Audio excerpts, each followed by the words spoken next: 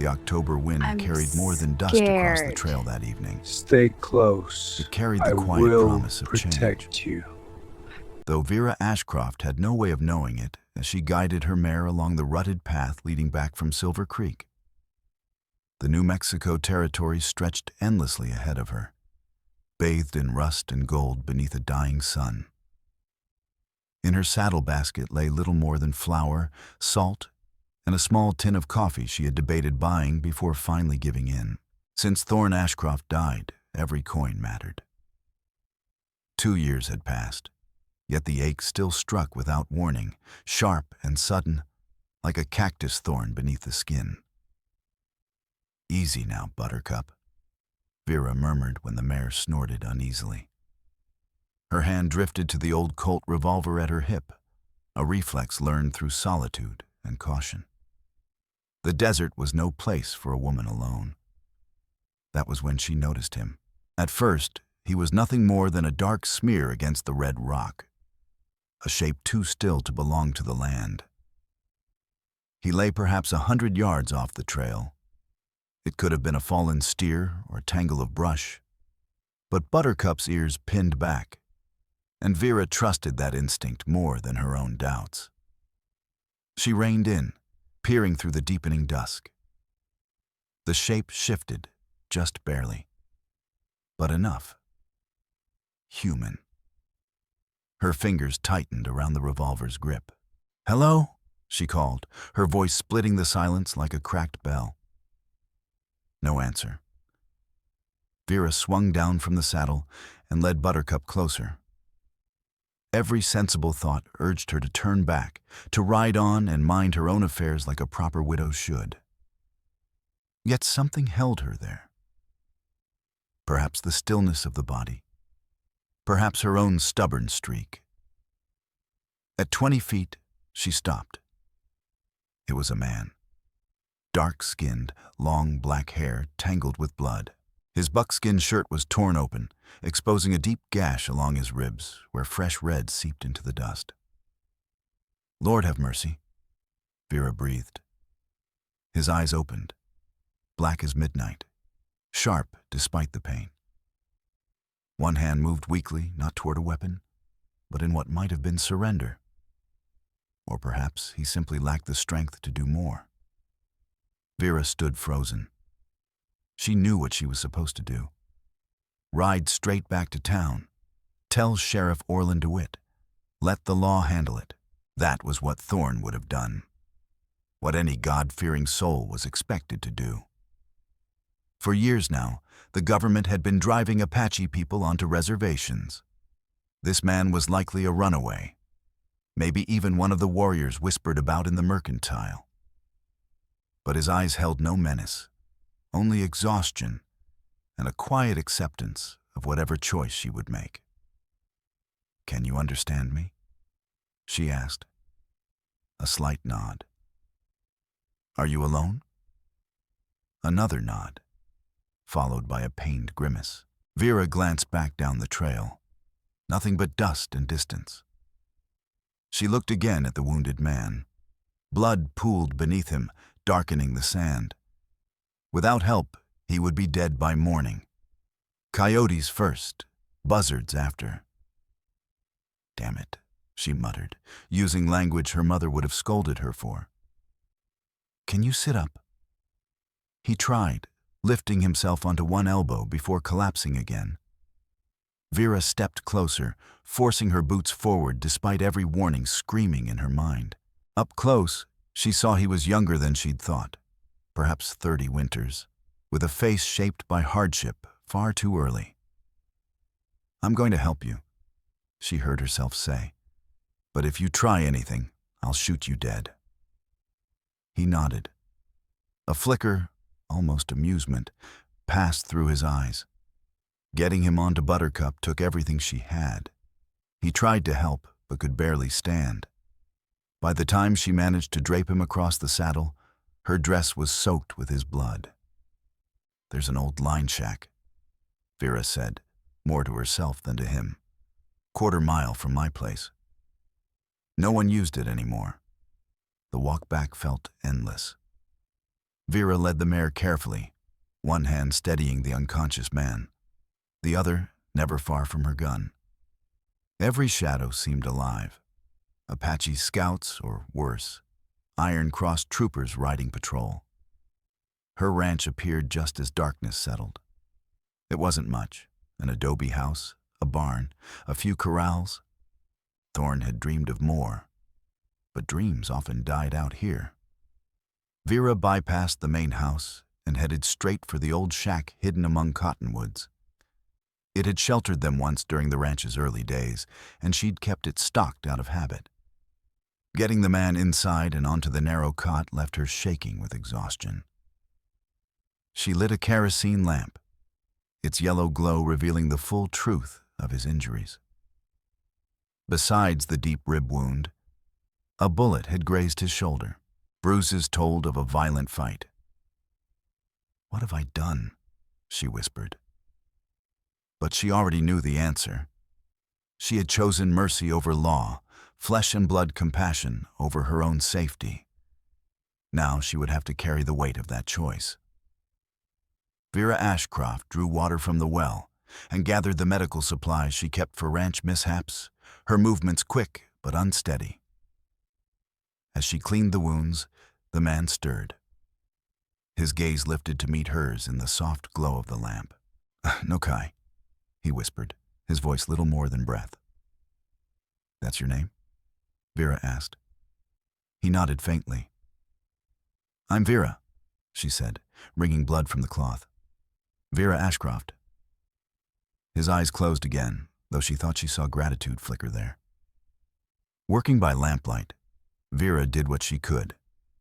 The gash along his ribs needed stitching. Something she'd done countless times on horses, never once on a man. Her hands trembled as she threaded the needle. "This is going to hurt," she warned. Nokai's jaw tightened, but he made no sound while she worked. Only his sharp, controlled breathing betrayed the pain. When she finished, sweat dampened both of them despite the cool night air. Vera wrapped his wounds with strips torn from a clean petticoat, refusing to dwell on how improper it all was. "You need to stay hidden," she said quietly. "There's water here. I'll bring food." She didn't finish the thought. She didn't have to. They both knew what discovery would mean. Vera gathered the bloodied rags, planning to burn them later. At the door, she paused and looked back at the wounded Apache, who had shattered the careful order of her life. "Why?" Nokai asked. The single word carried the weight of generations. Vera searched herself for the truth. Why? Because she was lonely. Because she was tired of living in fear. Because something in his eyes reminded her that beneath skin, blood, and borders, they were all simply human. "Because someone should," she said at last, and stepped into the night. The walk back to the house felt longer than ever. Every cricket sounded like an alarm. Every shadow seemed ready to betray her. She forced herself to move as usual, lit the stove, warmed the beans she'd planned for supper, though hunger had left her entirely. Through the kitchen window, she could just make out the dark shape of the shack. What had she set in motion? Tomorrow she would ride into town as always. She would pretend nothing had changed. She would lie to the people who had known her since she arrived as Thorne Ashcroft's bride 5 years earlier. A coyote's howl cut through the night, answered by another. Vera shivered despite the warmth of the kitchen. She thought of Nokai lying wounded and alone, trusting the mercy of a stranger in a world that had shown him none. "Lord, help me," she whispered. "Help him too." Outside, the desert wind sang on, carrying sand and secrets alike. In a humble shack behind the cottonwoods, 2 worlds had collided, setting forces in motion neither could yet understand. The first 3 days passed in a careful, exhausting rhythm. Vera rose before dawn, tended her chores, then slipped away with supplies hidden beneath her shawl. Each time her heart pounded, half expecting to find Iron Cross troopers waiting. Instead, there was only Nokai, stronger each day despite the severity of his wounds. "You heal fast," she observed on the fourth morning as she checked the stitches along his ribs. "My people learn to," he replied, his English deliberate but steady. "Or we die." Vera had brought fresh bandages and a pot of rabbit stew. The smell filled the cramped space, and she noticed how hunger sharpened his focus. "When did you last eat?" she asked.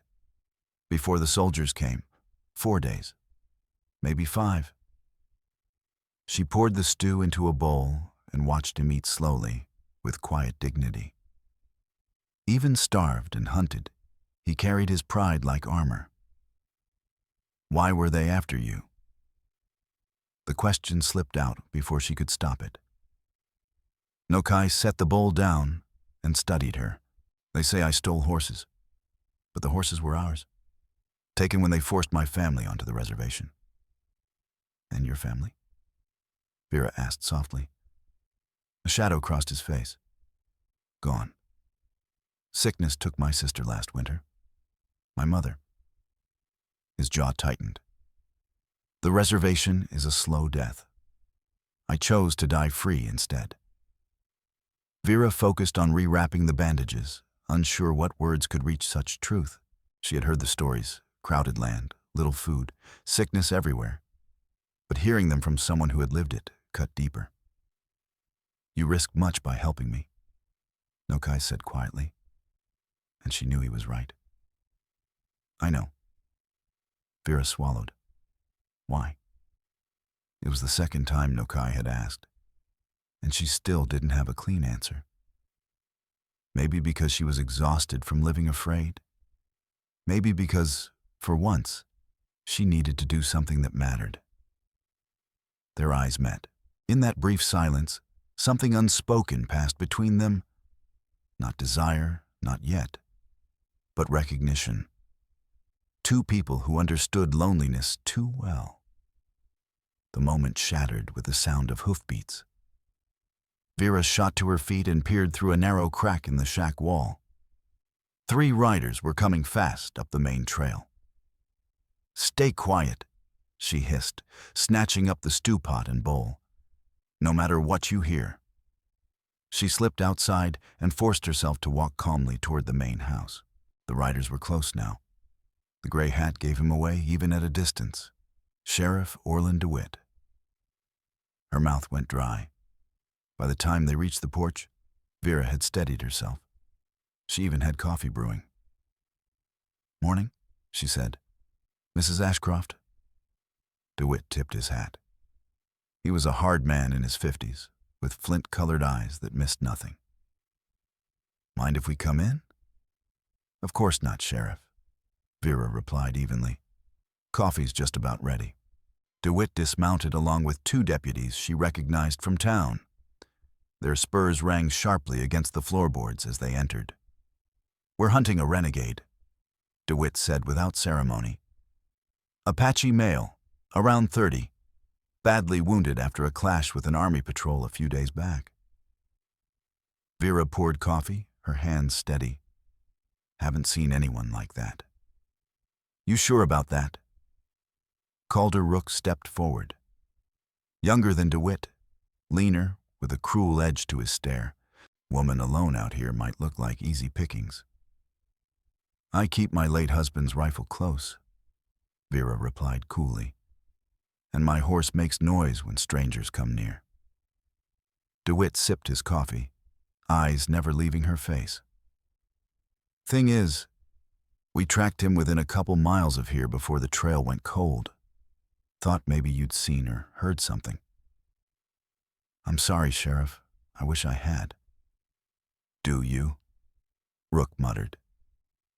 DeWitt silenced him with a glance.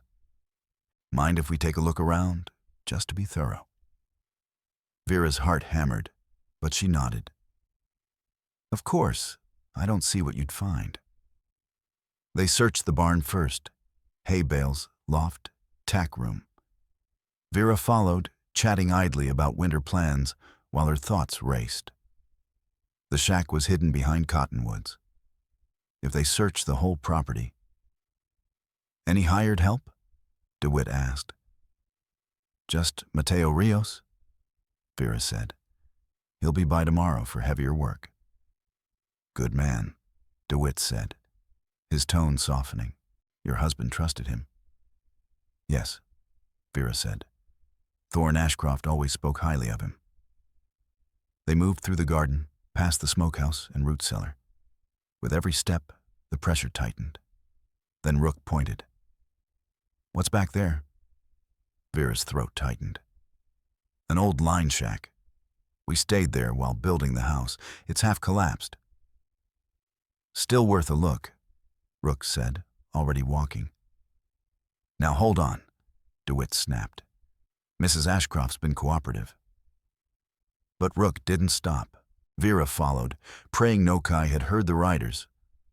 Rook kicked the shack door open, pistol drawn. Vera held her breath. The cot sat empty. The bloodstains were gone, covered with fresh dirt. "Told you," DeWitt said. "Waste of time." He turned to Vera. "Sorry for the trouble." "If you notice anything suspicious," he added, "you let us know." "Of course, Sheriff." After they left, Vera waited a full hour before returning. She found Nokai beneath the shack, pressed into a shallow hollow he had dug despite his injuries. His face was gray, slick with sweat. "Help me," he rasped. Getting him back inside took both of them. Fresh blood soaked through his bandages where the stitches had torn loose. "You absolute fool," Vera whispered. But her hands were gentle as she cleaned the reopened wound. "You could have killed yourself. Better than bringing death to you." His words stopped Vera Ashcroft cold. She looked at him, truly looked, past the warrior's bearing, past the long shadow of difference between their worlds. She saw a man who had torn open his own wounds to protect a stranger who had shown him mercy. "Don't ever do that again," she said softly. "Promise me." "I cannot promise," Nokai answered after a moment. "But I will try." That evening, Vera couldn't settle. She paced the kitchen, began one chore only to abandon it for another. The visit from Sheriff Orlan DeWitt had shaken her more than she cared to admit. How long could this go on? How long before someone noticed her odd routines, her repeated trips toward the cottonwoods? Lost in thought, she nearly missed the sound of a horse. She doused the lamp and crept to the window. A lone rider moved along the edge of her land, staying low, keeping to shadow. It wasn't DeWitt. This rider sat his horse differently, patient, deliberate, predatory. After several minutes, he vanished into the dark. Vera remained by the window for hours, Thorne Ashcroft's rifle across her lap. The rider did not return. At dawn, Mateo Rios arrived as expected. The old Mexican had worked the ranch long before Vera came west as a bride, and he'd stayed after the funeral out of loyalty, and perhaps concern for the young widow. "Buenos dias, señora," he said, touching his worn hat. "Morning, Mateo." They worked together repairing a corral gate, the comfort of routine steadying her. Still, Vera noticed his eyes drifting toward the cottonwoods. Finally, while they paused for water, he spoke quietly. "There are tracks near your well, señora. Moccasin tracks." Vera's hand stilled around her cup. "A man needs water," Mateo went on, scanning the horizon. "Especially a wounded man, but others may not understand this." Their eyes met. In Mateo's weathered face, Vera saw understanding and a choice. "Thank you," she said simply. He nodded. "Your husband was a fair man. But sometimes, señora, fairness and law are not the same. My people learned that long ago." They returned to work, but something had shifted. Vera realized she was no longer carrying this alone. That night, she brought Nokai more than food and medicine. She told him about the rider. He listened intently, his expression darkening. "Someone watches," he said. "Maybe soldiers, maybe others." "Others?" "There are men who hunt my people for money," Nokai replied. "The government pays bounties. They do not always ask whose blood it is." A chill ran through her. She had heard such rumors. She had never wanted to believe them. "You should go," Nokai said suddenly. "Leave supplies. Ride away. Until I am strong enough to leave." "I don't have family to visit," Vera said, shaking her head. "And even if I did, I won't abandon you now." Stubborn woman, so I've been told. Despite the danger, or perhaps because of it, Vera lingered that night. They spoke cautiously at first, then more freely.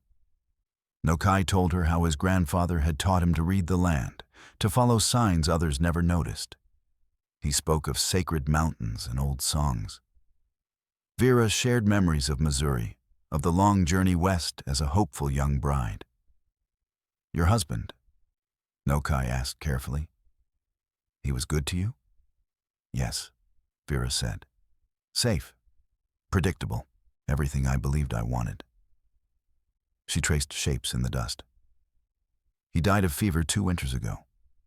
The doctor said there was nothing to be done." "I am sorry." "So am I," she replied. "But sometimes I wonder if I'm sorry for his death or for the life you lived," Nokai finished quietly. Their eyes held across the lamplight, and Vera felt something loosen inside her, chains she hadn't known were there. A coyote's howl shattered the stillness. She stood quickly. "I should go. It's late." At the door, Nokai spoke her name.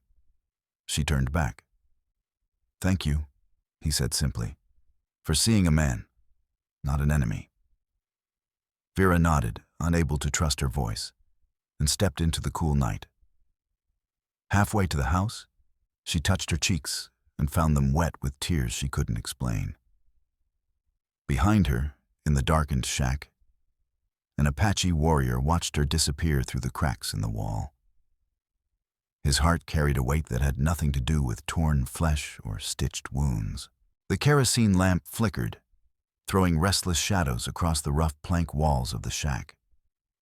Vera Ashcroft was replacing Nokai's bandages, something that had become a quiet ritual over the past week, familiar in a way that unsettled her. Her hands moved with steady skill, but tonight the air felt charged. "The wound's healing well," she murmured, focusing on the cloth, pretending she wasn't acutely aware of his warmth, the measured rise and fall of his chest. "Your hands carry power," Nokai said softly. Her fingers stilled. She looked up and met his gaze, those dark, watchful eyes that seemed to slip past every wall she'd ever built. "It's nothing special," she whispered. "Just what I was taught." "No." He caught her hand gently as she tried to pull away. "It is more." The touch was light, almost hesitant, yet it sent a sharp jolt through her body. Vera knew she should step back, restore the careful distance that had kept this arrangement an act of mercy and nothing more. Instead, she stayed. Time stretched, thin and fragile. "Nokai," she breathed, his name falling from her lips like a prayer. He lifted her hand slowly, giving her every chance to retreat. When she didn't, he pressed it against his chest, over his heart. The steady thrum beat hard against her palm. "Do you feel it?" he asked, first in his own tongue, then again in English. "How it speaks your name." Her own heart was racing, wild and uncontained. "We can't," she said, though the words felt weak even as she spoke them. "This isn't—" "What isn't this?" His voice carried both challenge and quiet plea. "Tell me you feel nothing." and I will never speak of it again. She couldn't. The lie refused to form. Over these days, his presence had become the brightest part of her life. She rushed through chores just to return here, inventing reasons to linger. I feel too much, she admitted. That's the problem. Nokai shifted upright, a faint wince crossing his face. His free hand rose to cup her cheek with infinite care. Among my people, he said, we believe the heart knows truths the mind is afraid to face. Vera leaned into his touch without meaning to. When had anyone last touched her with such reverence? Thorne Ashcroft had been kind, dependable, but affection between them had been a duty, not a longing. Desire had never been part of the arrangement. The world would never accept this, she whispered. The world already turned its back on me, Nokai replied. What more can it take? His thumb traced her cheek. But you saw me bleeding in the desert and chose mercy. You risk everything for me. Why? I told you, she said softly. I don't know. You do, he said with quiet certainty. I knew the moment I saw you, standing in the sunset, glowing like a spirit from my grandmother's stories. My body was broken, but my eyes still saw true. Her breath caught. You were barely conscious, she said. A man near death sees most clearly, he answered. And I saw you, not just your face, but your soul calling to mine. The lamp guttered as a draft swept through, shadows dancing across his features. In that moment, he looked ancient and timeless, dangerous and beautiful all at once. I'm afraid, Vera confessed. Of you, of myself, of what I want when I look at you. The words burst free, unstoppable. I was raised to be proper, to obey, to never want more than what was given. But with you, I feel alive. Like I've been asleep my whole life and only now waking. Nokai's hand slid from her cheek to the back of her neck, fingers threading gently into her hair. Then wake, he murmured. Small bird, wake and fly. The kiss came as naturally as dawn. Soft at first, uncertain, as though either might disappear if pressed too hard. Then Vera made a sound, half sob, half surrender, and the space between them collapsed. His lips were warm, steady, tasting faintly of the sage tea she'd brought earlier. Her hands found his shoulders, careful of his injuries, yet needing something solid to anchor her in the rush of feeling. She had been kissed before, but never like this. Never as if she were something rare. Never as if the kiss itself carried meaning. When they finally parted, both breathing hard, tears shone in Vera's eyes. Don't cry, Nokai murmured, catching one with his thumb. I'm not sad, she said with a shaky laugh. I just don't have words for this. She laughed again, breathless. The women in town would stone me if they knew. Let them try. Steel edged his voice now, the warrior surfacing. I would not let them touch you. You can barely stand, Vera said, though the fierceness in him warmed something deep inside her. I would find a way, Nokai answered, and she believed him. They remained close, foreheads touching, sharing breath and the heavy, beautiful truth of what had taken root between them. This can't end well, Vera Ashcroft said at last. Nothing in this life does, Nokai replied. He leaned back just enough to study her face. We all die in the end. The question is whether we live first. A sound outside snapped them both still. Footsteps, meant to be quiet but failing. Vera killed the lamp in one swift motion. Nokai moved instinctively, placing himself between her and the door, despite the pain it cost him. Mrs. Ashcroft? a voice called softly. Senora, are you in there? Relief loosened Vera's shoulders. Mateo, she whispered. I need a word with you, Mateo Rios said. There is trouble. Vera relit the lamp with trembling fingers and opened the door. Mateo stood in the yellow glow, his weathered face grave. His eyes flicked briefly to Nokai, taking in their closeness, the charged air. Whatever he understood, he kept it to himself. What is it? Vera asked. Men in town are talking, Mateo said quietly. That deputy, Calder Rook, he doesn't believe you. He tells people you're hiding something. And there are others asking questions. Men who hunt for money. How do you know? Vera asked. My nephew works the saloon. He listens. Mateo shifted uneasy. They plan to come back, not the sheriff. Sheriff Orlon DeWitt trusts you. But Rook and others, they will come at night when the law isn't watching. Cold washed through her. When? Soon. Tomorrow. Maybe the next night. Nokai pushed himself upright. Then I leave tonight. You can't, Vera said sharply. You're not strong enough. I am strong enough to die standing rather than bring danger to her, Nokai said. Mateo nodded once, solemn. No, Vera said, her voice cutting clean and firm. I won't have it. Not after... She stopped, aware of Mateo's presence. But the old man only sighed. The heart chooses in strange ways sometimes, Senora.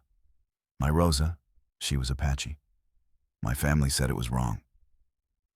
His gaze drifted, distant. We had 50 years before the fever took her. He turned to Nokai. Our peoples were not always friends. But blood is blood. Love is love. Then back to Vera. There is a place in the Canyonlands. My cousin has a small ranch there. Quiet, hidden, if you were to travel.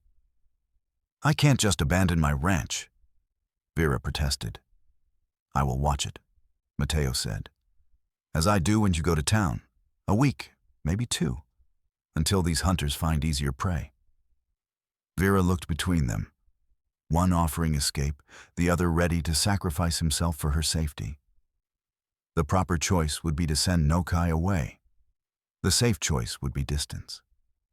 But when had she ever chosen safe? How soon can we leave? She asked. Relief flickered across Mateo's face. Tomorrow night, I will draw maps, prepare supplies. You must take the old trading paths.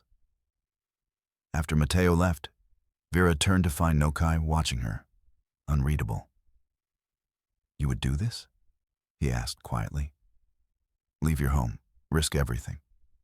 Yes, she said simply. He crossed the space in 2 strides and cradled her face. You humble me, small bird.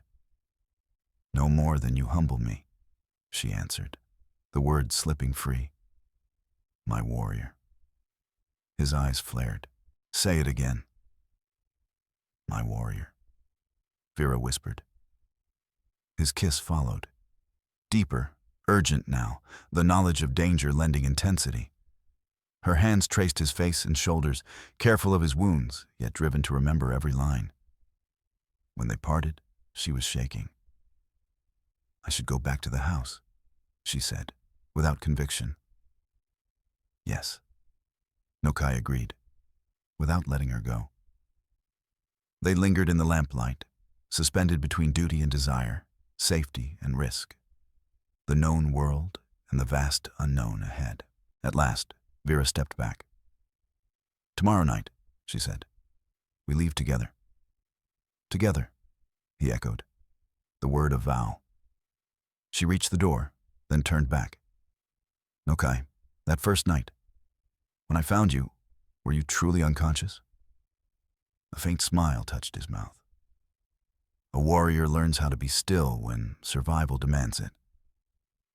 But when Vera Ashcroft spoke, Nokai shook his head in quiet awe. Your voice pulled me back, he said softly. back from the edge where spirits wander. I knew then the gods had designs for us. And now, Vera replied with a breathless laugh, now I'm certain they have a sense of humor, sending you a stubborn white woman with healing hands and a heart that won't behave. And sending me? Nokai answered solemnly.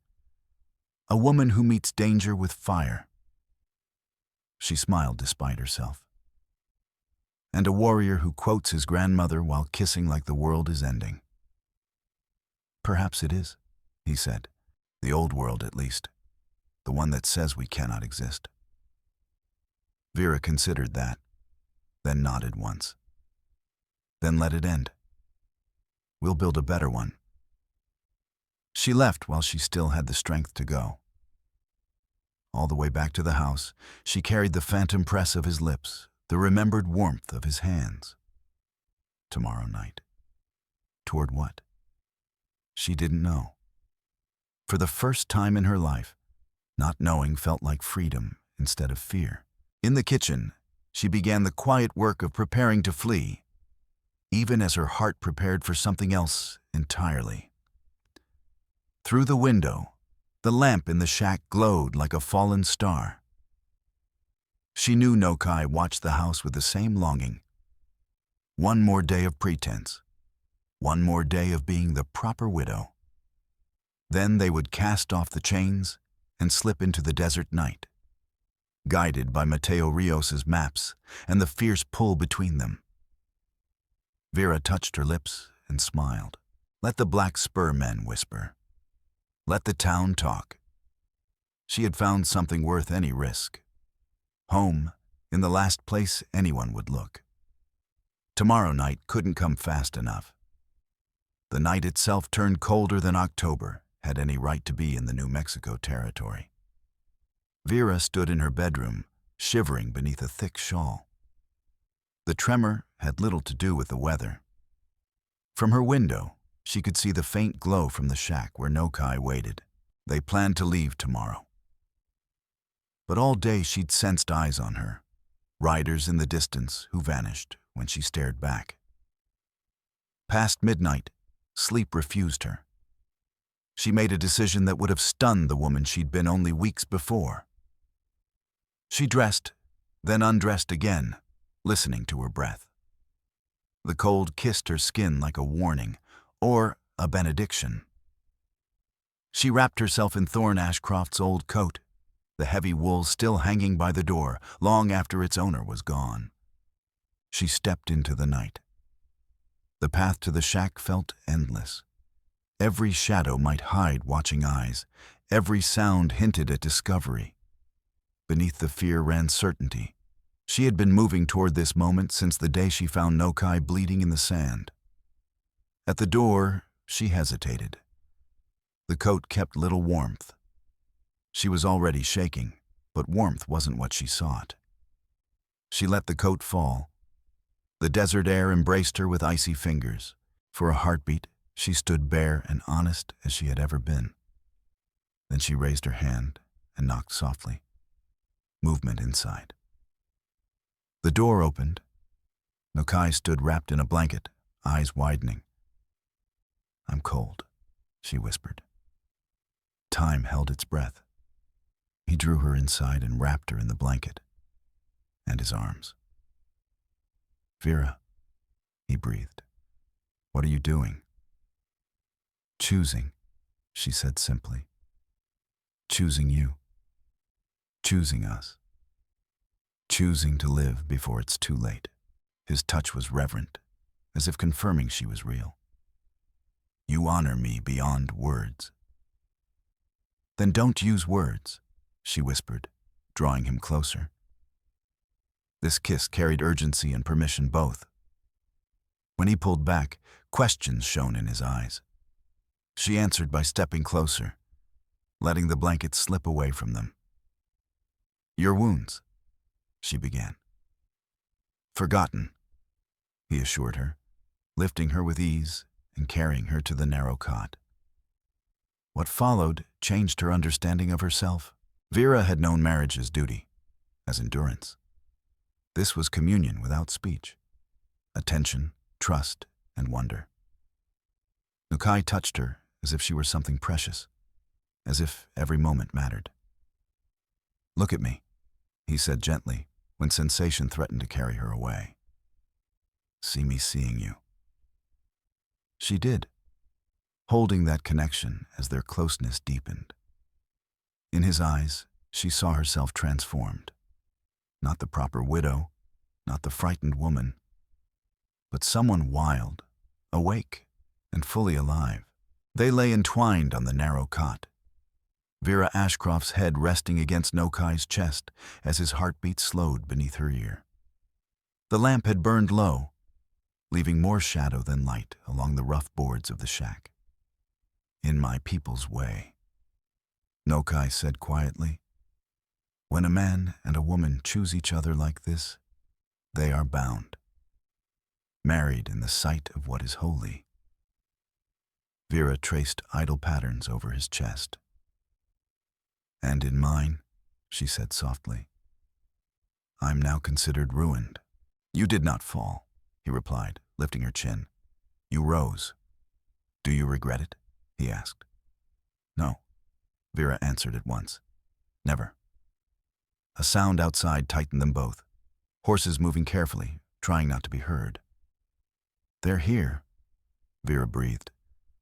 Nukai was already up, pulling on his buckskins with practiced speed despite the pain that still lingered. "How many?" Vera peered through a crack in the wall. 4, maybe 5. Her heart sank as she recognized Calder Rook's outline. "They're circling the shack," she whispered. "The window," Nokai urged. "You can fit. Run to the house, bar the door. I'm not leaving you." "Vera." "No." She was already dragging her dress over trembling hands. "We face this together, or not at all." Before he could argue, a voice cut through the night.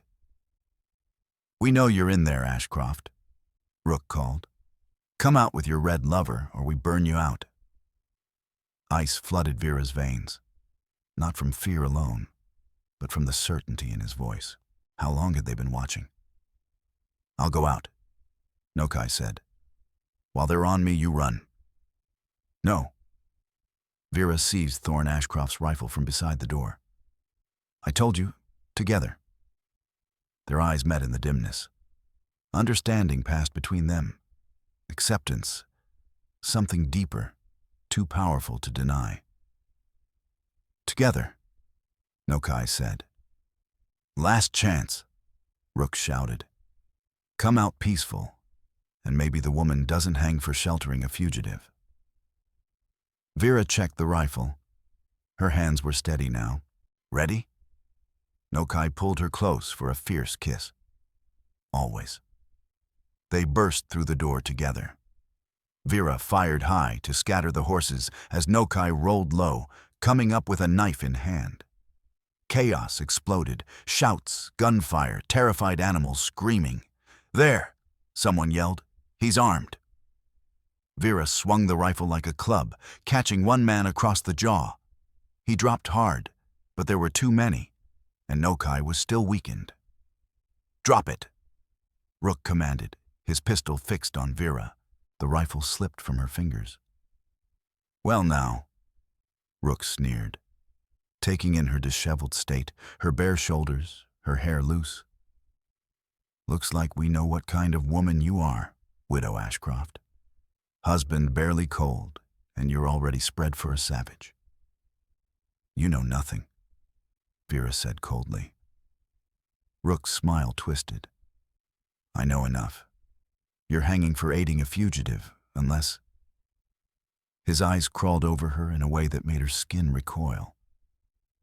"Maybe we make an arrangement." Nokai growled and surged forward, but 2 men seized his arms. "That's right," Rook said. "You watch." He reached for Vera, and a shot cracked from the darkness. Rook spun, clutching his shoulder. More gunfire followed. Suddenly, Mateo Rios stepped into the lamplight with 2 armed men beside him. "I think you should leave," Mateo said calmly, his rifle unwavering. You can't interfere with a lawful arrest. Rook spat. What arrest? Mateo replied evenly. I see men attacking a woman on her own land in the dead of night. Very bad business. The kind that makes people disappear in the desert. The standoff stretched. 5 men against 4 now, Rook wounded and snarling. Finally, Rook spat into the dirt. This isn't finished. When Sheriff Orland DeWitt hears, Sheriff DeWitt is a lawful man. Mateo cut in. He'll want evidence, not midnight raids. Rook's face twisted with rage. He had none, and he knew it. Mount up! Calder Rook snarled at his men. We're leaving. As they rode off, he twisted in the saddle and called back. You can't protect them forever, old man. That savage will hang, and the woman with him too, if there's any justice left. Mateo Rios waited until the riders vanished into the dark before lowering his rifle. There is very little justice in this world, senor, he said quietly. That's why we make our own. Vera Ashcroft's knees nearly gave out with relief. Nokai caught her before she fell, drawing her close. She turned to Mateo. Thank you. But how did you know? My nephew works the saloon, Mateo replied. He heard them planning, rode hard to warn me. He gestured to the 2 armed men beside him, his brother and a cousin. Family helps family. We're not your family, Vera said softly. You showed kindness to my people, Mateo answered. That makes you family. His eyes flicked to the shack, to their disheveled state, and passed on without judgment. But now you must go. Tonight they'll return with more men, and papers from a judge. You need to be far away before dawn. The next hour blurred into motion. Mateo's family helped saddle horses, pack supplies, trace routes by memory and moonlight. Vera changed into riding clothes, refusing to linger on what she was leaving behind. When she looked back at the house one last time, Nokai stood beside her. I'm sorry, he said quietly. You're losing everything because of me. She faced him. I'm losing a house, some land, things. She touched his face. But I'm gaining something I can't measure. A hard life, he said. Danger, always running.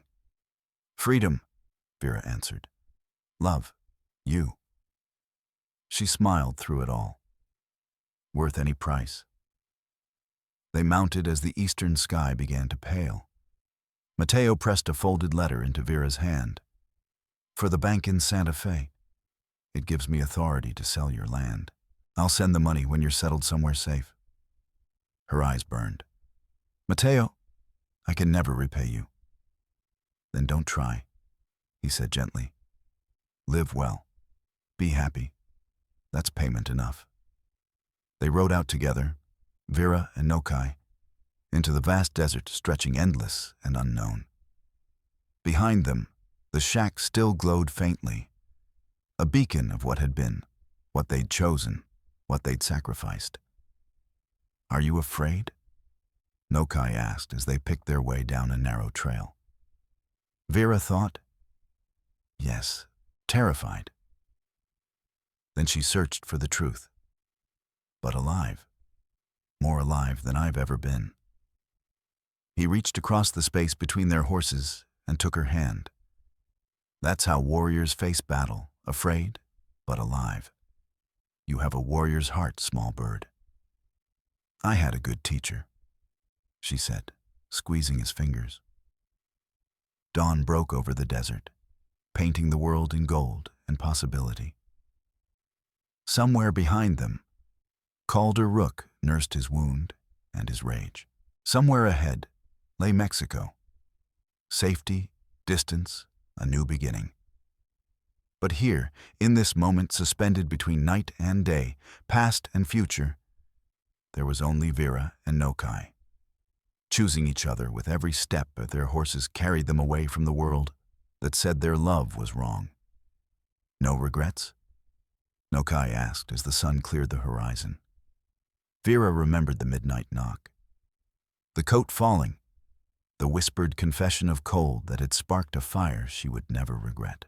She thought of all the proper things she'd left behind, and all the improper truths she'd discovered in his arms. "No regrets," she said firmly. "Only anticipation." They rode on, into the new day, into their new life. Together.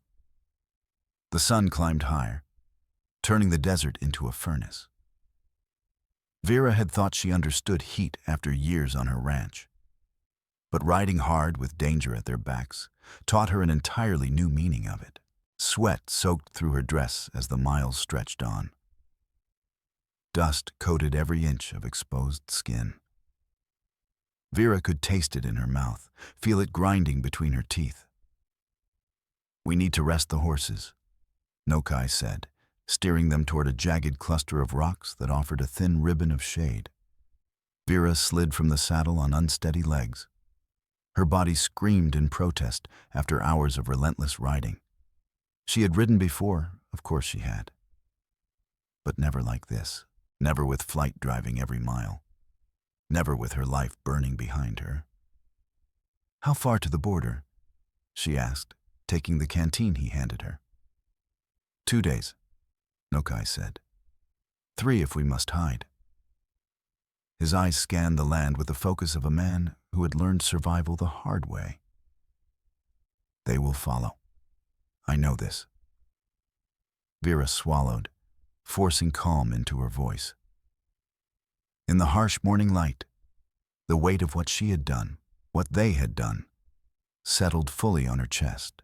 "Sheriff Orlon DeWitt won't sanction a pursuit," she said. But hatred doesn't need a badge," Nokai finished quietly.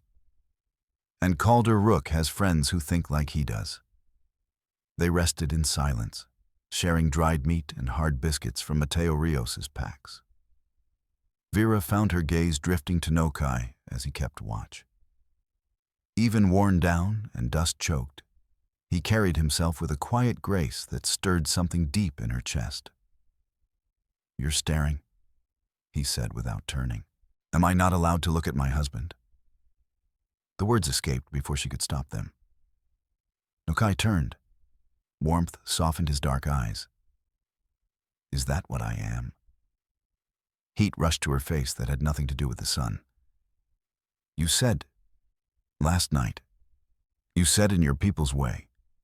"Yes," he said, stepping closer, lifting her chin with one calloused hand. "But what does your heart say?" "My heart says you've been my husband since the moment I chose to save you," Vera admitted. "Everything else is just catching up." He kissed her, gentle, unhurried, despite cracked lips and danger breathing down their necks. When they parted, Nokai pressed something into her palm, a small piece of turquoise wrapped in silver wire. "It was my mother's," he said. "She told me to give it to the woman who would walk my path." Vera's throat tightened as she closed her fingers around it. "I have nothing worthy to give you in return. You gave me life," Nokai said simply. "You gave me yourself. There is nothing greater." Before she could answer, dust rose on the horizon. Riders. "Mount up," Nokai ordered, already moving. They rode hard, pushing the horses beyond comfort. Red rock blurred past. Scrub and stone and sky stretched endlessly, but the cloud behind them grew thicker, closer. "There," Nokai pointed. "A canyon, we can lose them in the rocks." They plunged into shadow. Hooves thundered against stone. The passage twisted tight, sometimes barely wide enough for one horse. Vera's knee slammed against rock, tearing fabric, but she kept going. Shouts echoed behind them. "This way," Nokai hissed, turning into an even narrower cut. They dismounted, leading the horses through spaces that seemed impossibly tight. Vera's dress shredded further, but she didn't slow. The passage opened suddenly into a hidden grove, a small oasis fed by a buried spring. Ancient cottonwoods cast deep shade. Grass cushioned their steps. "The horses need water," Nokai said. "If we must stand, it will be here." As the animals drank, Vera checked Thorn Ashcroft's rifle. 3 bullets. Nokai carried only his knife and a crude war club he'd fashioned during their flight. "I won't let them take you," Vera said fiercely. "Nor you," Nokai replied, touching her face. "If it comes to it, if there is no other way, don't." She pressed her fingers to his lips. "We survive together. Or not at all." The sound of horses in the passage cut her off. They were close. They took cover behind a fallen log, breath held, weapons ready. But instead of Calder Rook and his night riders, a different group appeared. 3 Mexican traders came into view, leading pack mules heavy with cargo. They halted when they saw Vera and Nokai, tension freezing the space between them.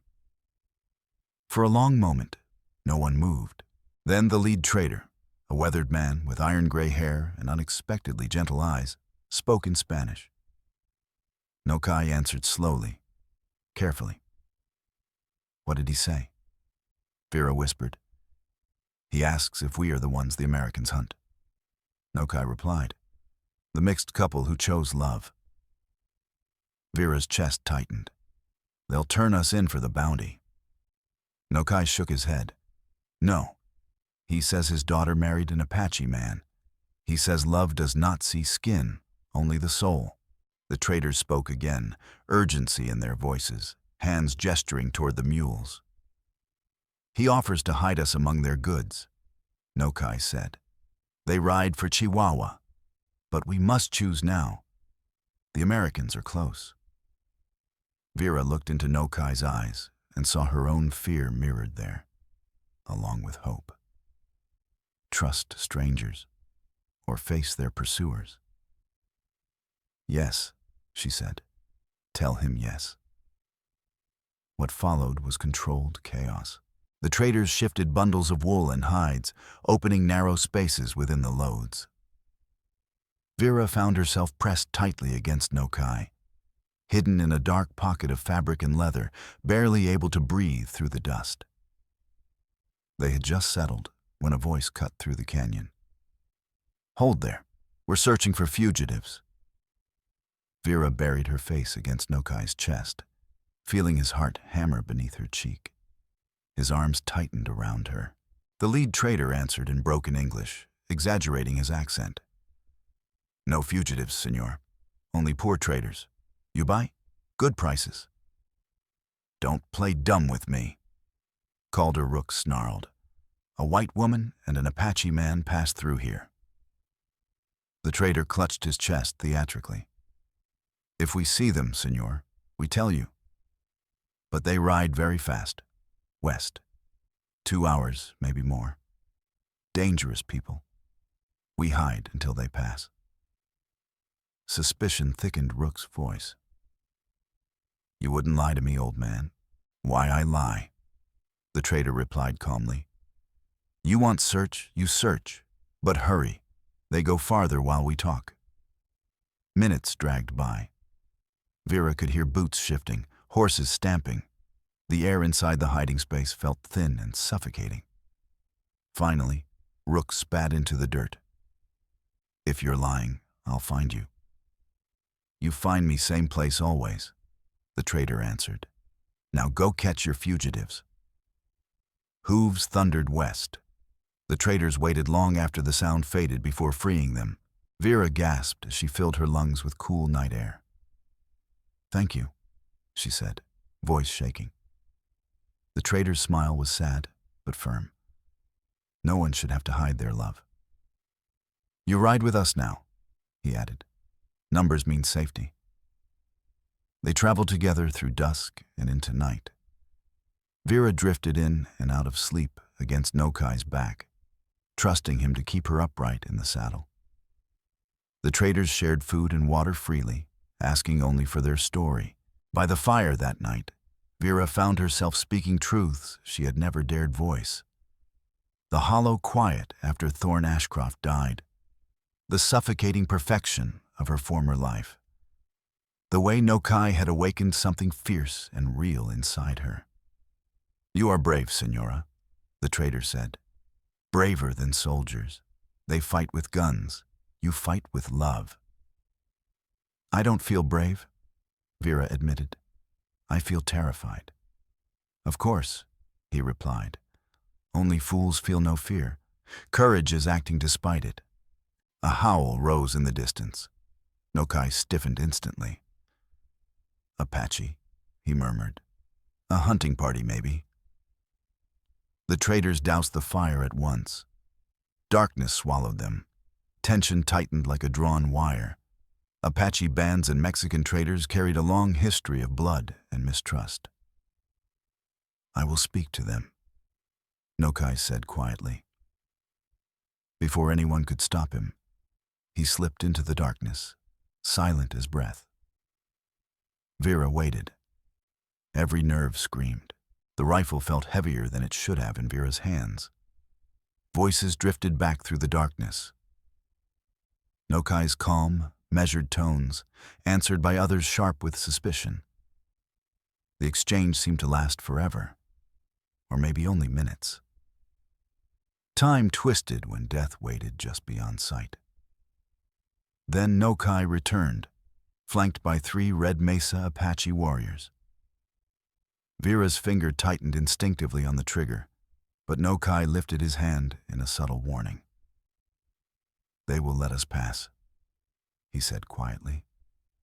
"But they ask for trade, ammunition, for safe crossing." The lead trader exhaled hard, then nodded. Business was business, even when sealed in shadows with knives close at hand. The Apache faded back into the night as silently as they had appeared. The traders broke camp at once. No one had the stomach for sleep now. "You risked your life," Vera said as they rode. Nokai answered without hesitation. "You risk yours every moment you ride beside me." "They could have killed you." "Yes," he agreed. "And your people would kill me just as surely, for loving you." The truth cut clean. They both knew it. Still, Vera felt no regret, only resolve. A fierce need to reach a place where love was not treated as a crime. Dawn found them at a river crossing. The Rio Grande stretched wide and brown before them, sluggish and unassuming. But to Vera, it shone like gold. Mexico waited just beyond. So did trouble. A squad of Iron Cross troopers watered their horses on the American bank. The lead trader swore softly in Spanish. "We wait," he decided. But waiting brought danger. As the sun climbed higher, dust rose again to the north. Calder Rook and his men tracking the caravan's trail. "We're trapped," Vera whispered. Nokai's jaw tightened. "Then we stand." "No," the trader said sharply, glancing at his men. Something unspoken passed between them. "You hide again. We handle this." Once more, Vera and Nokai were concealed among wool and hides. But this time, Vera kept the rifle close, fingers steady on the trigger. Voices erupted outside. Rook argued with the soldiers, demanding inspection. The army sergeant sounded bored, uninterested in civilian grudges. But Rook persisted. At last, boots crunched closer. "I'll make this quick," the sergeant said. "Open the bundles." Vera's breath caught. Beside her, Nokai shifted, coiled and ready. This was it. The line between blood and freedom.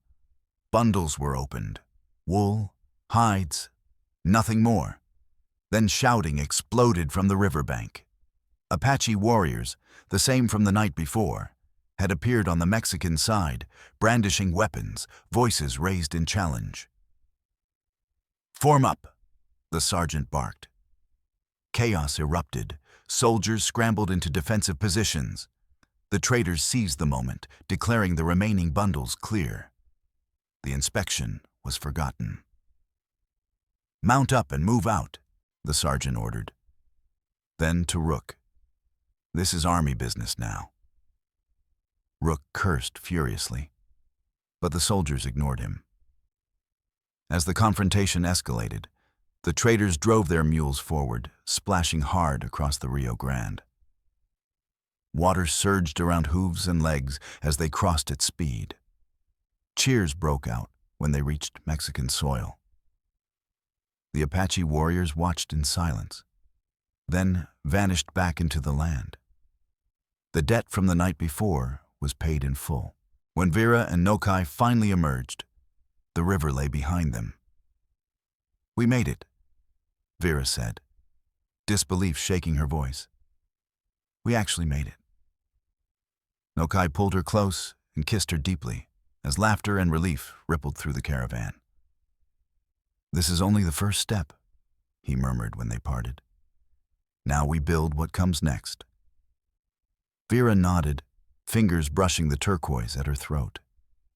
Behind them lay everything she had known: her home, her reputation, her narrow, careful life. Ahead stretched uncertainty and freedom.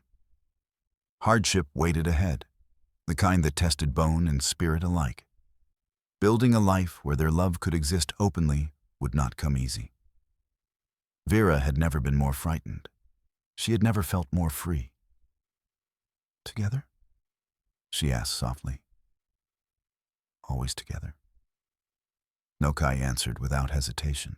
With the Mexican sun warming their faces and the Rio Grande fading behind them, they rode on, toward whatever future could be shaped from grit, hope, and a love that refused to recognize borders. The desert south of the river carried the same brutal beauty as the land she'd left behind, but it felt older somehow, heavier with memory. Vera had believed their trials would ease once they crossed into Mexico. She had been wrong. Being strangers in a strange land carried its own weight. They parted ways with the traders in Chihuahua, burdened with directions and promises. Stories of a distant village where mixed couples might live without fear. 5 days later, Vera wondered if such a place truly existed. "Water," she rasped, her throat raw despite careful rationing. Nokai scanned the horizon, concern etched into his features. Soon, the traders spoke of a spring near red stone shaped like a cathedral. We should reach it before nightfall. But dusk arrived without any cathedral of stone in sight. The horses trudged on, heads low, steps heavy. Vera swayed in the saddle, heat blurring the edges of her vision. "There," Nokai said, pointing at a distant outcropping barely visible through the haze. "Just a little farther, small bird." The endearment carried her forward. When they finally reached the spring, Vera nearly slid from Buttercup in her rush toward the water. "Slowly," Nokai cautioned, though he knelt beside her moments later, control slipping as they both drank deeply from the narrow pool. The sun bled out across the desert in shades of rust and gold. They made camp beneath the sheltering rocks. Vera's hands trembled as she tried to coax flame from stubborn kindling. "Let me," Nokai said gently. "I can do it," she insisted. But after the third failed attempt, she sagged back, frustration tightening her chest. "I'm useless out here," she whispered. "I don't know how to survive this life." "You've survived what most could not," Nokai said firmly. "You faced armed men for me. You walked away from everything you knew." He finished building the fire and settled beside her. "You are the strongest person I know." "I don't feel strong," Vera admitted. "I feel lost. Like I'm becoming someone else, and I don't know who she is." Nokai drew her closer. When my people were driven from our lands, my grandmother taught me something. He stared into the flames. She said identity is not where you stand or what others name you. It is who you choose to be, moment by moment. And who am I choosing to be? Vera asked quietly. A woman who loves without borders, Nokai replied. A warrior in a different kind of fight. He held her close. My wife, if you will have me, in whatever way this life allows. Vera met his gaze, exhaustion and resolve mirrored in his eyes. I've already chosen, she said. Every day, I choose again. The desert cooled as night deepened. They shared the last of their food, pressed together beneath a single blanket. Tomorrow would bring hunting, trading, survival. But tonight held only firelight, stars, and each other. Tell me about your grandmother, Vera murmured. The one who gave you the turquoise. Nokai's voice took on the cadence of old stories. She was a medicine woman, keeper of the old ways. When the soldiers came, she refused to leave, said the land lived in her bones, and her bones belonged to the land. Vera tightened her grip. What happened to her? They burned her hogan with her inside, Nokai said quietly. She sang her death song as the flames rose. Pain lived in his words, but pride too. She died as she lived, on her own terms. I'm sorry, Vera whispered. She would have liked you, Nokai said after a moment. She believed the strongest medicine came from blending what others swore could never belong together. They slept wrapped in each other as coyotes sang to the moon. Vera woke suddenly to Nokai's hand covering her mouth. His body was rigid beside her. She froze. In the dying firelight, she saw figures slipping between the rocks, circling, careful. Bandits. The traders had warned them of desperate men who preyed on the lost and the weak. Nokai's knife was already in his hand. Vera reached slowly for the rifle, heart pounding, grateful she had kept it close. A voice whispered from the darkness, thick with hunger and menace. Americanos. One of the men spoke from the darkness, his English thick with an accent. We know you're awake. No sense pretending otherwise. Vera counted the voices. 4, at least, maybe more. Too many. We don't want trouble, she called back. We don't have anything worth taking. Rough laughter bounced off the rocks. A white woman alone in the desert always has value, Senora. Come out now, and maybe we don't hurt your man too badly. Fury surged through Vera's chest. After everything they had endured, to be cornered by common thieves. She steadied her breath and answered, surprised by the iron in her own voice. You leave now, or I put a bullet through the first man who shows himself. More laughter. Brave talk. You're outnumbered. Dawn's coming. We can wait. Nokai leaned close, whispering fast and low. Vera nodded, understanding instantly, even as her heart thundered. Nokai melted into the rocks without a sound. She kept talking, holding their focus. I've already killed one man who thought I was easy prey, she said evenly. A deputy from Silver Creek. Maybe you heard about it. Murmurs rippled through the shadows. Their story had traveled, grown larger with every retelling. You're the woman who ran off with the Apache. Another voice said, curious now. The one who shot her way out of town. Vera let the legend stand. That's me.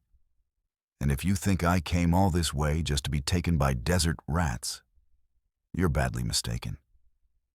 A scream ripped through the rocks, raw and sudden. Chaos followed, shouts, running feet, the clash of bodies in the dark. Vera fired toward a flash of metal. A cry answered her shot. But more men surged forward. She fired again, then felt hands crash into her. The rifle was torn away.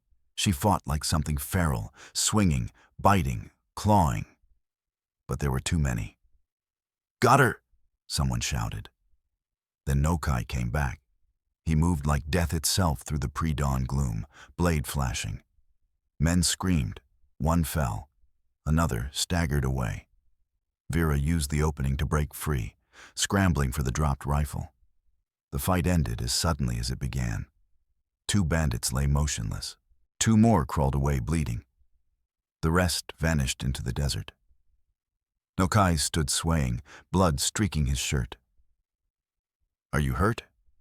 they asked at the same time, then nearly laughed at the absurdity. "Scratches," Nokai said. Vera didn't believe him. She checked anyway, finding a shallow knife wound along his ribs.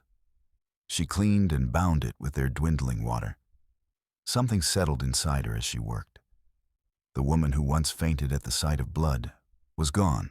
In her place stood someone harder, sharper, someone who could survive. "We need to move," Nokai said as the eastern sky began to pale. "The ones who ran will bring others." They packed quickly. Vera stripped the fallen men of anything useful: ammunition, food, even a worn serape that would serve as another blanket. The practicality of it would have horrified her former self. As they rode away, she looked back once. The bodies were already small against the vast desert, buzzards circling. "Does it ever get easier?" she asked quietly. "The killing?" "No," Nokai said. "And the day it does is the day you lose your soul." He met her eyes. "But sometimes it's necessary. Sometimes it's the only way to protect what matters." Vera nodded and rode on. They pressed on through the morning, Nokai following signs Vera could not see. Bent grass, disturbed stones, the language of the land written where she saw only dust. By midday, even the horses faltered, legs trembling beneath them. "There," Nokai said at last, pointing toward a shimmer in the heat. A cluster of adobe buildings stood ahead. Hope surged, then fell. As they drew closer, Vera saw the truth. Walls sagged, roofs caved in. Wells lay dry and cracked, abandoned. Then a door creaked open. An ancient woman stepped into the light, bent nearly double with age. Her eyes were sharp despite her years. She spoke quickly in Spanish, beckoning them closer with a gnarled hand. Too exhausted to question it, they followed.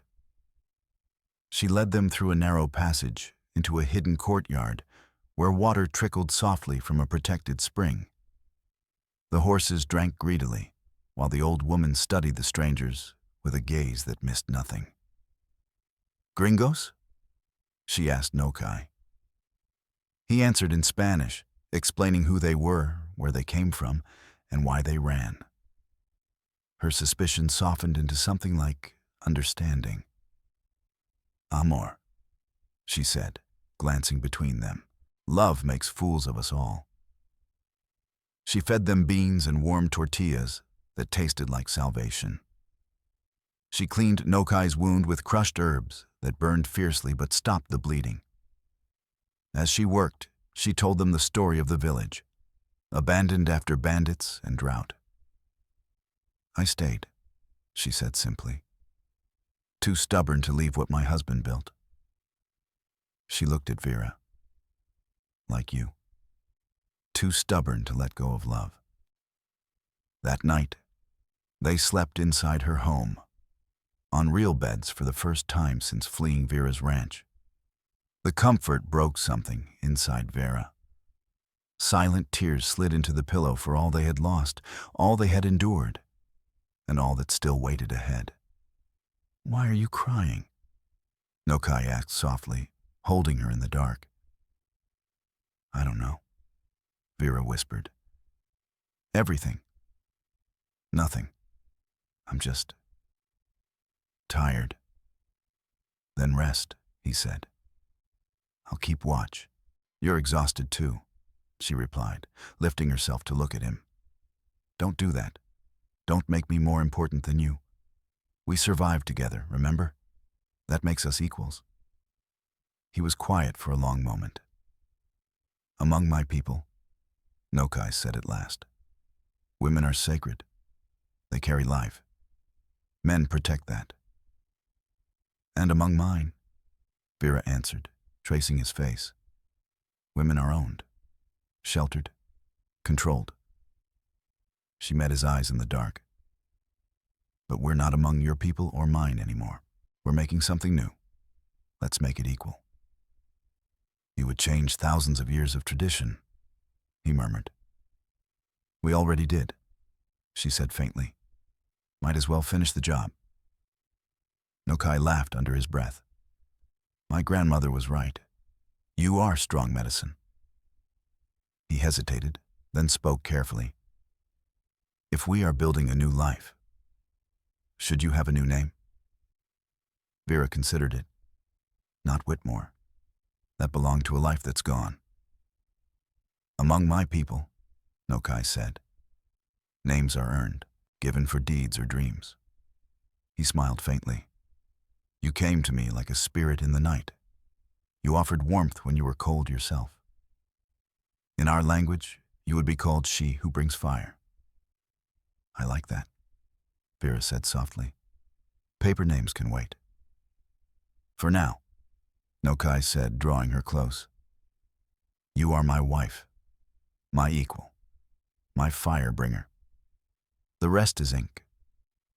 They loved each other quietly that night, careful of his wound, mindful of the old woman sleeping nearby. It was no longer desperate, but deeper, shaped by hardship and trust. Later, as Nokai slept, Vera lay awake. The woman who had left Silver Creek in a proper riding dress was gone. In her place stood someone leaner, harder, marked by sun, sand, and survival. But also freer, truer. She touched the turquoise at her throat, thinking of grandmothers, of names earned, of identities chosen.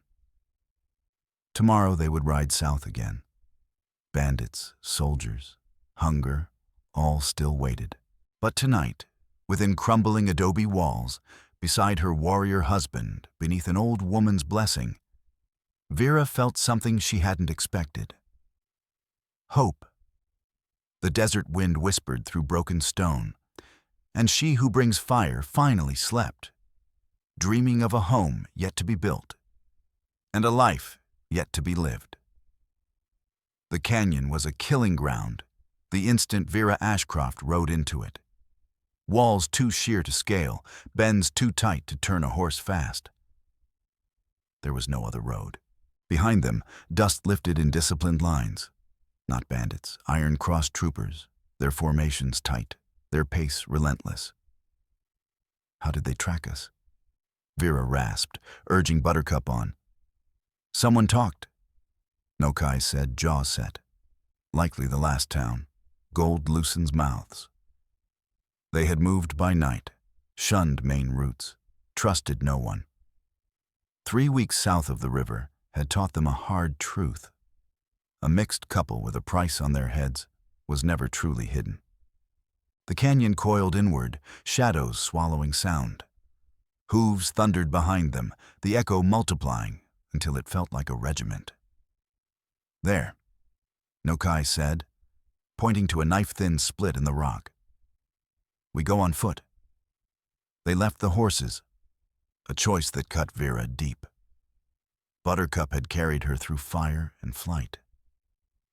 Go, Vera whispered, slapping the mare's flank. Find water, live free. They scrambled into the cleft. Stone tore skin and cloth. Vera's rifle snagged again and again, slowing her as shouts drew closer. Leave it, Nokai urged.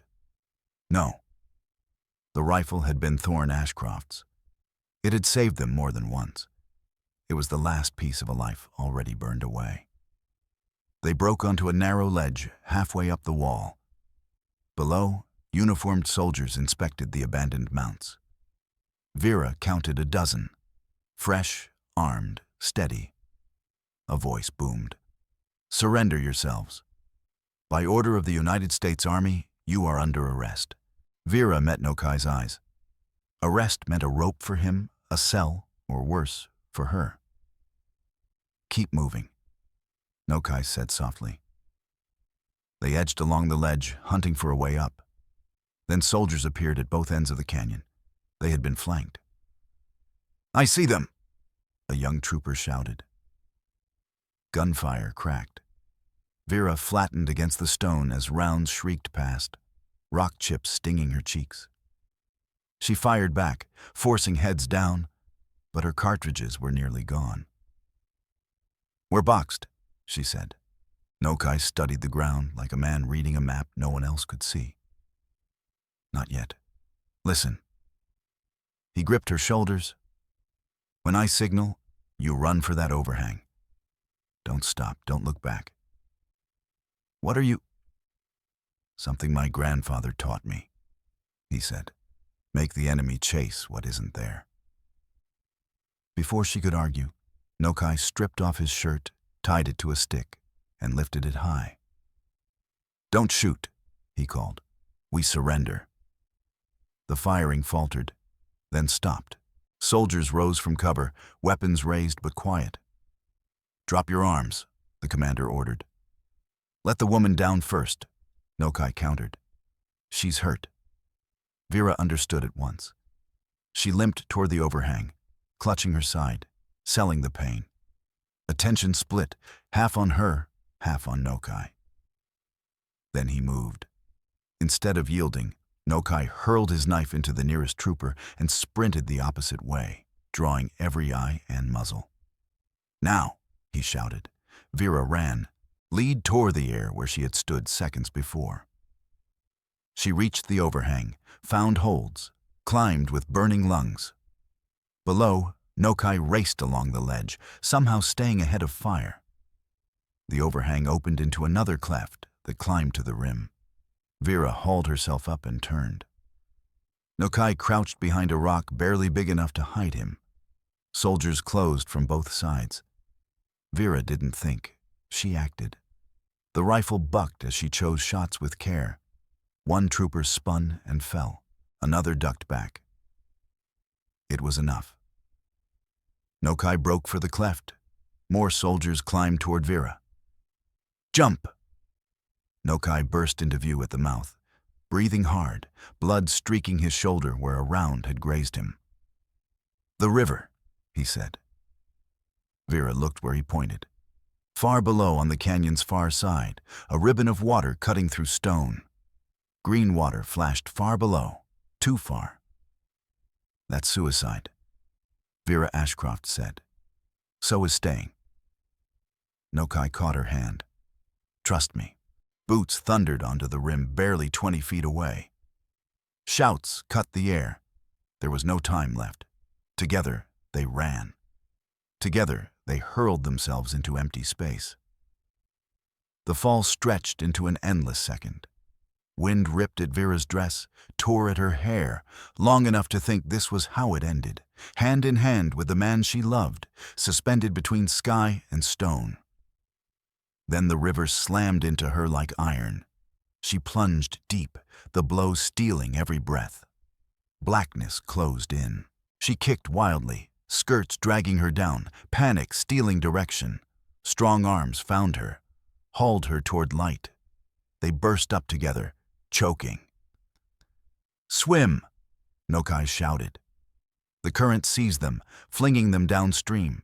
Shots cracked from above, bullets punching the water, but distance and motion saved them. Vera swam like she never had, fighting cloth and fear with every stroke. They rounded a bend. The gunfire died. Then the river roared. Rapids boiled ahead, white water breaking over hidden rock.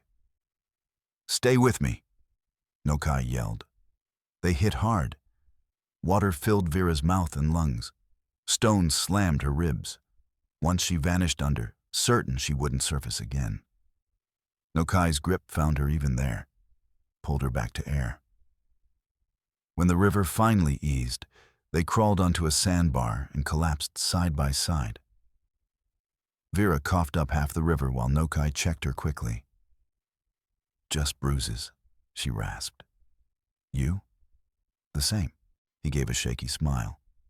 "My grandfather never mentioned the landing." Vera tried to laugh. It came out as coughing. When she could breathe, she looked around. Everything was gone. Horses, packs, weapons. Even the turquoise was missing, torn away by the river. "I'm sorry," she said softly. "Your mother's necklace." "It was a thing," Nokai said, pulling her close despite their soaked clothes. "You're what matters." They lay there a moment, hearts slowing. "We're alive," he said. "We're free. For now," Vera answered. "They'll keep hunting. Then we keep moving. Mexico is wide. The world is wider." As if to prove him right, voices drifted from upstream. The soldiers had found a way down. They forced themselves onward, following the river south. Sun dried their clothes into stiff, salt-crusted rags. Hunger gnawed. When strength failed, they leaned on each other. Near sunset, smoke reached them. Nokai slipped ahead and returned with a cautious grin. Mexican traders. The same ones. It felt impossible, but there they were, the grizzled leader and his kin, camped by the water. The man's eyes widened at the sight of them. "Santos preserve us," he breathed. "We heard you were dead, killed by soldiers at Eagle Canyon." "Nearly," Vera said, as they were wrapped in blankets and fed. The traders shared grim news. The American military was pressuring Mexican officials. Bounties were posted. Black spur men roamed freely. Bribes were changing hands. "You must vanish," the leader said. "New names, new faces, become someone else." That night, by firelight, Vera cut her hair short with a borrowed knife. Golden lengths fell away, leaving her feeling oddly unburdened. One of the trader's wives showed her how to darken what remained with plant dye. Nokai shaved his head, save for a single lock, dressed in clothes from farther south. Dirt worked carefully into the seams. By dawn, they looked like any other poor mixed couple scraping by on the frontier. "I don't recognize us," Vera said, studying their reflection in the river. "Good," Nokai said, touching her shorn hair gently. "That's the point." "Do you mourn it?" he asked. "The hair?" Vera shook her head. "No." Vera considered his question carefully. "I mourn simplicity," she said at last. "I suppose I mourn believing that right and wrong were clean lines, that following my heart would be enough. Is it not?" Nokai asked quietly. "It is everything," Vera replied, searching for the words. "But it's also hard. Harder than I ever imagined. Most things worth doing are." Nokai bent and kissed her forehead. "Would you go back, if you could?" Vera thought of her ranch, her orderly life, the safety of rules and expectations. Then she looked at Nokai, scarred, weathered, shaped by loss and flight, yet still the man whose gaze had reached straight into her soul. "Never," she said without hesitation. "Forward is the only direction that matters to me now." The traders gifted them an old mule and a small bundle of supplies. More valuable still were directions. "There's a mining settlement deep in the Sierra Madre," the leader explained. "No one asks many questions if a man can work. My cousin runs a supply store there. Tell him I sent you." They parted at dawn. The traders turned east. Vera and Nokai headed west, toward the mountains. The mule was stubborn but steady, carrying their few possessions as they climbed into the foothills. Vera looked back once more at the desert stretching endlessly behind them. Somewhere out there, Iron Cross troopers still searched. Calder Rook still fed his hatred. The world they'd fled still insisted their love was a crime. Ahead, mountains rose into morning gold. promising hidden valleys and second chances. "What names will we use?" Vera asked as they rode. Nokai considered. "I can be Juan. Common enough. And you?" "Maria?" Vera tried, then shook her head. "No, too obvious." She thought of Doña Isela, of Maria Valles, of all the women who had helped them survive. "Rosa. I'll be Rosa." "Rosa and Juan," Nokai said softly. "A miner and his wife." "Nothing about us is simple." Vera laughed. "No," he agreed. "But we've learned how to pretend." They rode on, two people reshaped by love and loss. Hardened, but not bitter. Scarred, but unbroken. Behind them lay the bones of who they had been. Ahead waited whoever they would become. The mule climbed steadily, and Vera, now Rosa, let herself hope that somewhere in these ancient mountains they might find more than hiding. They might find home. San Miguel del Monte clung to the mountainside like a stubborn dream. Adobe houses stepped up the slope, linked by winding paths worn smooth by generations. Mining towns could be brutal places, but this one felt permanent. Community carved from stone and sweat. Vera, Rosa now, stood at the window of their small house, watching sunlight spill gold and shadow across the valley below. 6 months they had been here. 6 months of being Juan and Rosa Morales, ordinary people living quietly. "You're up early," Nokai said from the bed, his voice still thick with sleep. "The baby's restless," Vera replied, her hand drifting instinctively to her belly. Learning she was pregnant had filled her with joy and fear in equal measure. A child would root them here, make flight harder if the past caught up. But it was also defiance. Life created in the face of those who had wanted them erased. Nokai rose and wrapped his arms around her, his hands covering the small swell. "Our child will be born free," he murmured. "That's worth any risk." A knock at the door broke the moment. Vera stiffened, but Nokai squeezed her shoulder. It was only Padre Francisco, the elderly priest who had somehow become their shield. "Buenos dias," the old man said, moving slowly but watching everything. Over coffee, real coffee, a luxury Vera had relearned to cherish, the priest spoke. "The American government has closed your case. The notices are being withdrawn." Vera's cup rattled in its saucer. "Why?" "Politics," Padre Francisco said mildly. "There is talk of war between the states. Bigger concerns than one runaway couple." His eyes gleamed. "And a certain Mateo Rios has been very persuasive, presenting proof that the charges against Nokai were false." "Mateo," Vera whispered. Even from afar, he was still protecting them. "There is more," the priest continued. "Your land was sold as you instructed. The money waits in a Santa Fe bank under the name Rosa Morales." Tears blurred Vera's vision. They had resources now. Choices. A future that did not depend solely on Nokai's strength in the copper mines. For the first time since Silver Hollow, the future felt not like something to outrun, but something they might finally build. "We could go back," Nokai said carefully, "if you wanted. Start over somewhere in the territories." Vera weighed the thought. Return north, to a country where their marriage would still be questioned, where their mixed child would meet suspicion at every turn. She looked around their modest home, the bright woven blankets, herbs drying from the rafters, the cradle Nokai carved at night. "No," she said with quiet certainty. "This is home now. This is where our story keeps going." Padre Francisco smiled, approval softening his lined face. "A wise choice. Which brings me to my other reason for coming. It's time to make your union official in the eyes of God and under Mexican law. A proper wedding.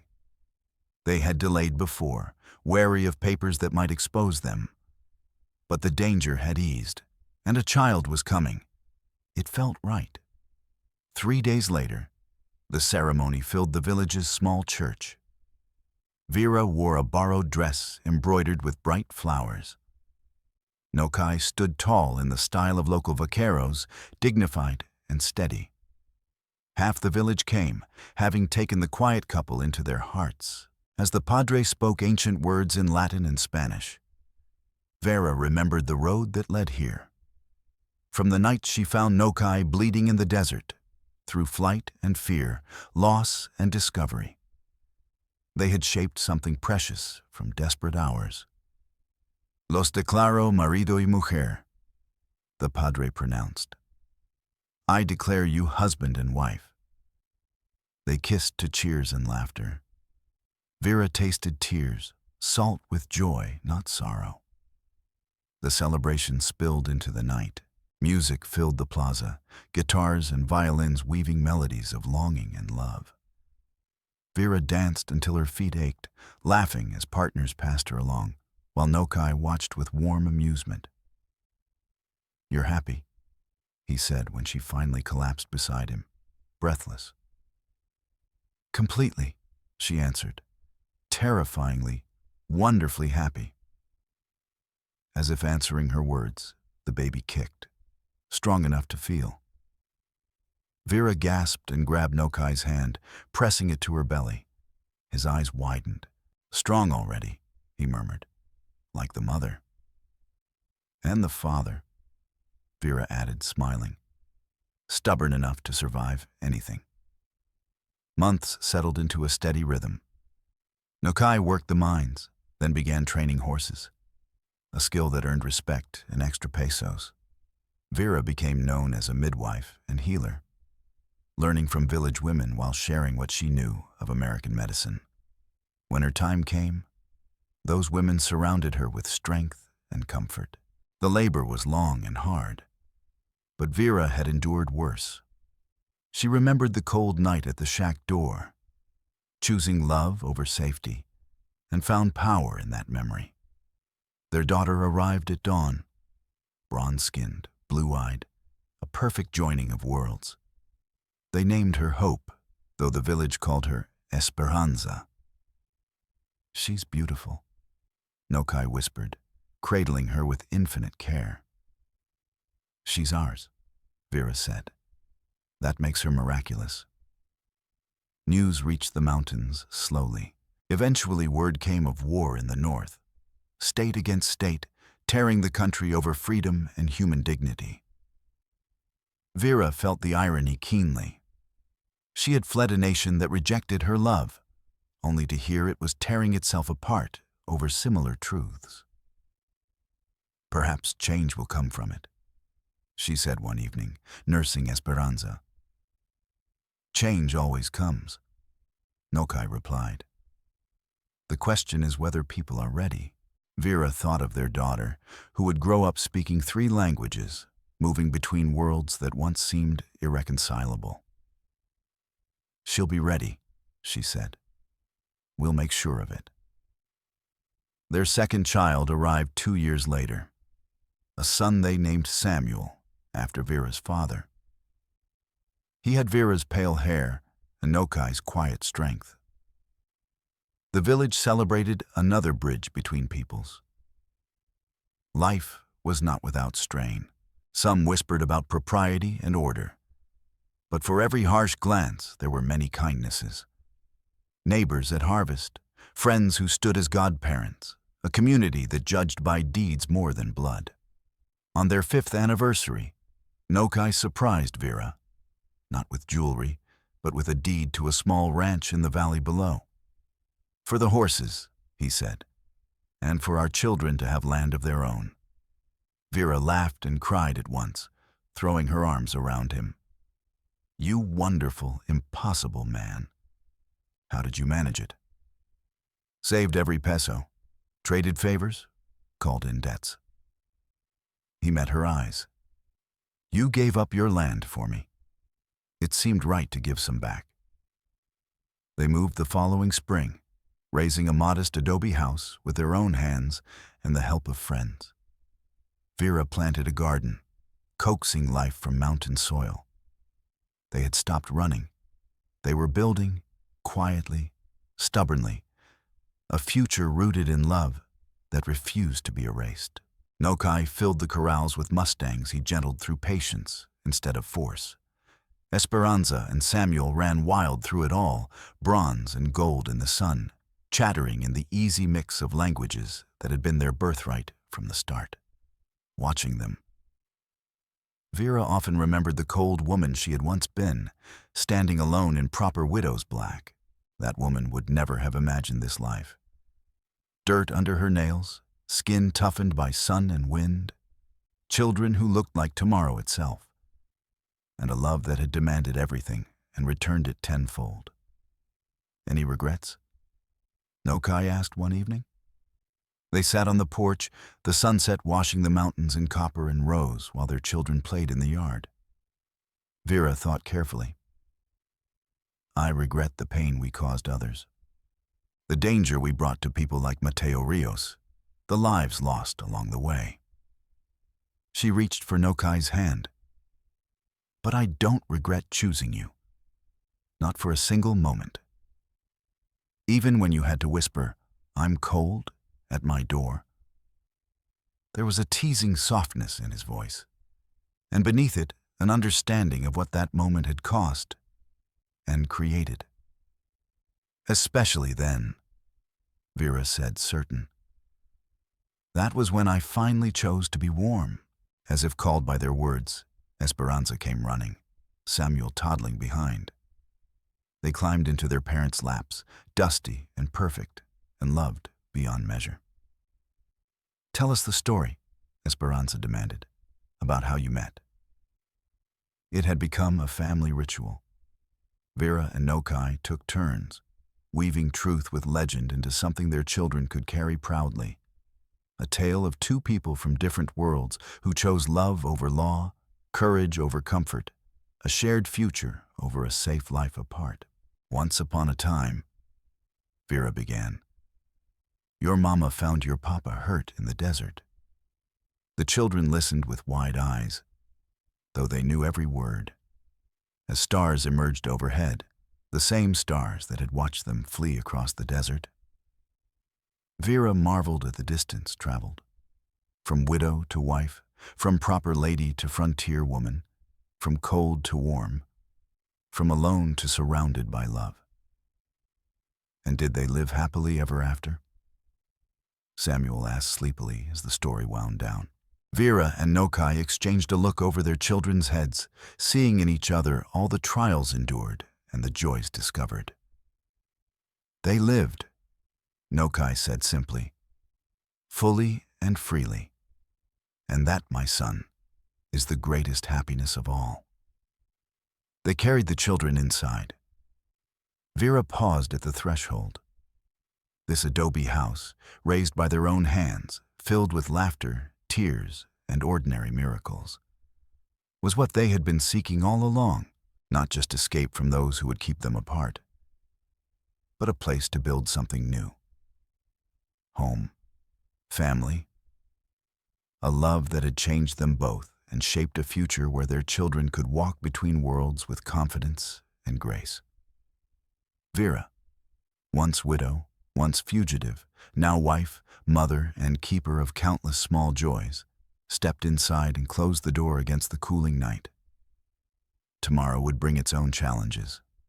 It always did. But tonight there was peace. There was love, and there was the quiet certainty that every risk had been worth taking. In the bedroom, as they settled the children and prepared for sleep, Nokai drew her close once more. Thank you, he whispered, for being cold that night, for being brave enough to seek warmth. And thank you, she whispered back, for being worth the journey. Outside, the desert wind sang its ancient song. Inside, there was only warmth and belonging. The woman who had once stood shivering at a warrior's door had found her way home at last. And home, she knew now, was not a place, but a choice, made each day to face the world together. Not cold anymore, not alone anymore, not afraid anymore, just alive, fully, fiercely alive, in the life they had carved from hope, courage, and a love that refused every boundary others tried to impose. Finally, let me send my deep thanks to you. Thank you for listening. If this story has touched your heart, I invite you to stay with us to discover more true tales of the Wild West. Stories that honor resilience, tenderness, and the spirit that God placed in those who blaze the trail.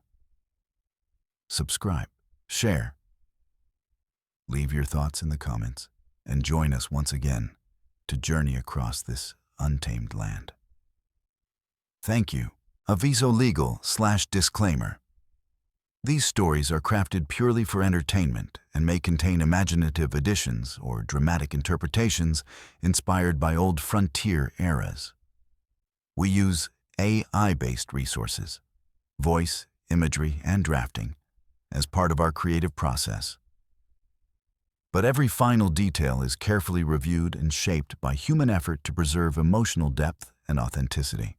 We strictly follow YouTube's rules regarding AI-generated content and refrain from deepfakes, altered identities, or misleading representations. All images, sounds, and related materials are lawfully obtained. Please do not reuse, modify, or distribute any portion of this content without written permission. Thank you for valuing creativity, respect, and original work.